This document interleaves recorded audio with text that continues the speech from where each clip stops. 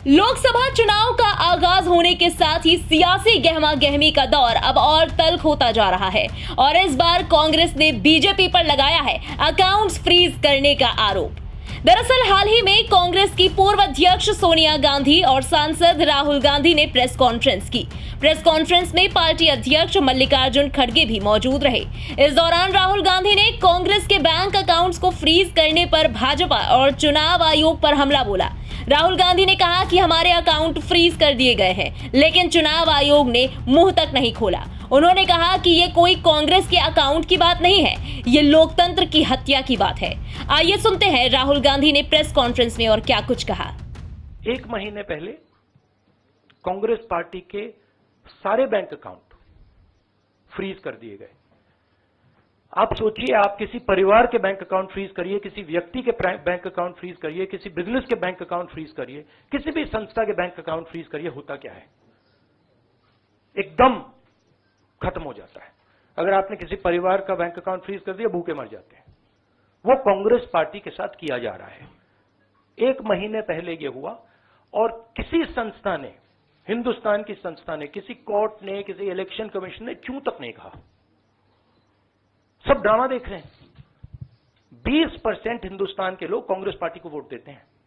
हम 20% लोगों को रिप्रेजेंट करते हैं और आज हम रेलवे टिकट नहीं खरीद सकते। आज हम अपने नेता को एक शहर से दूसरे शहर नहीं भेज सकते। हम एडवर्टाइजमेंट नहीं लगा सकते। और क्यों?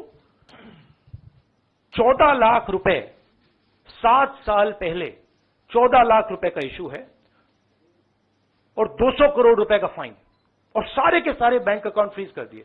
जब इनकम टैक्स, ये दिखाना मुझे जरा, सॉरी, क्या 200 करोड़, जब इनकम टैक्स, साफ इनकम टैक्स की जो एक्ट है साफ कहता है कि ज्यादा से ज्यादा 10,000 रुपए का फाइन लगेगा।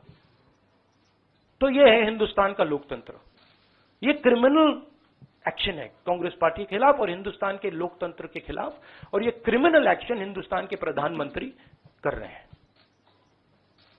मेरी विनती है कि जो हिंदुस्तान के इंस्टीट्यूशंस हैं, जो वो अपने आप को हिंदुस्तान के इंस्टीट्यूशंस मानते हैं, डेमोक्रेसी को प्रोटेक्ट करते हैं, लोकतंत्र को प्रोटेक्ट करते हैं, हिंदुस्तान के कोर्ट्स हों, हिंदुस्तान का इलेक्शन कमीशन हो, वो इसके बारे में कुछ करें। और ये कहना कि हिंदुस्तान दुनिया की सबसे बड़ी डेमोक्रेसी, झूठ है।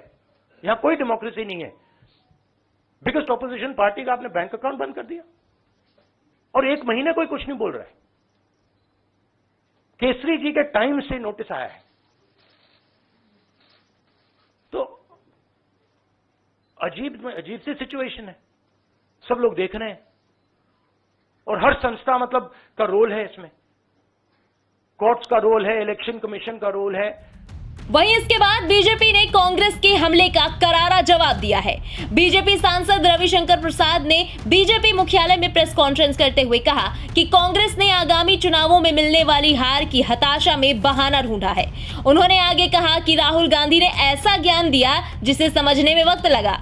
अगर कांग्रेस के सामूहिक प्रेस कॉन्फ्रेंस को एकल शब्द में समेटा जाए तो ये हार की हताशा है। अब इस तरह की बेशर्मी भरी बातों का क्या जवाब दिया जाए? तथ्यात्मक बात हमने कर दी, इसलिए वो कहीं चले थे मोहब्बत की दुकान खोलने, लोगों के बीच बॉन्ड पैदा करने, उनकी पार्टी ही टूटती जा रही है हर जगह से। तो इस तरह की बेसिर पैर के तर्कों का कोई जवाब नहीं। आसुरी शक्ति की अगर बात कहा है तो we condemn it very badly, very strongly. Rahul Gandhi has not only become loud mouth, he has increasingly become loose mouth. कुछ भी बोल देना है, कुछ भी बोल देना है। और राहुल गांधी जी, एक बात मैं विनम्रता से कहूंगा, आप वहां पर अपनी क्षमता से नहीं है। आप जिस परिवार के संस्कार का दावा करते हैं, नेहरू जी, इंदिरा गांधी, राजीव गांधी, उसके कारण है ना, तो कम से कम कुछ तो वाणी में संयम और जिम्मेदारी लाइए। अब ये उनके नेता हैं आपस में, तो मतलब उनके लोग ही ऑन बोर्ड नहीं है, तो सच्चाई सामने आ रही। अब चलिए इस पर वो अपना कमेंट करें, उनको नेता को लिखा है तो पैसा नहीं राहुल जी के पास, कांग्रेस पार्टी के पास। मेरे मित्र डॉक्टर साहब ने तो बहुत संकेत दे दिया। मतलब राहुल गांधी जी, आपको मैं विनम्रता से एक बात कहूंगा कि आपकी सरकार के भ्रष्टाचार को एक्सपोज करने में हमने संसद में कुछ काम किया था ना, और वो कट के बिना कुछ हुआ था क्या? गिनाऊं क्या? 2G, गिनाऊं क्या सबमरीन घोटाला, गिनाऊं क्या अंतरिक्ष देवास, गिनाऊं क्या कोल घोटाला? क्या क्या बात करते हैं आप, और आप करें पैसा नहीं है। अरे भाई, जितनी प्रॉपर्टी के आज आप मालिक हैं बहादुर शाह जफर मार्ग पर, उसके अगर एक फ्लोर को ही आप लीज आउट कर दें तो आपके सब चीज क्लियर हो जाएंगे। भाई यही सच्चाई है। न जब कोई नेता हो, न नीयत हो, न नीति हो, न समझदारी हो, तो ये तो होना ही होना है। और चले हैं मोदी जी को रोकने के लिए। और देखिए, बिहार में जितने एलाइज थे उनके समझदारी बना के कौन कितना लड़ेगा और किस सीट से लड़ेगा घोषणा कर दी गई। तो ये उनकी समझदारी है। इतनी बार आपको मोदी जी ने कहा है जितना गाली पढ़ोगे उतना ही कमल खिलेगा। और ये आप आज से नहीं कह रहे हैं, जब से वो गुजरात के चीफ मिनिस्टर है तब से कह रहे हैं।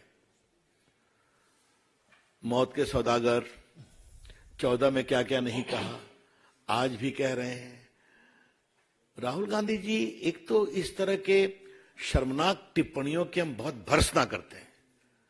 आज नरेंद्र मोदी जी दुनिया के नेता हैं, सबसे लोकप्रिय नेता है। Rahul Gandhi, Modi ji is not only the Prime Minister of India, but the most popular global leader.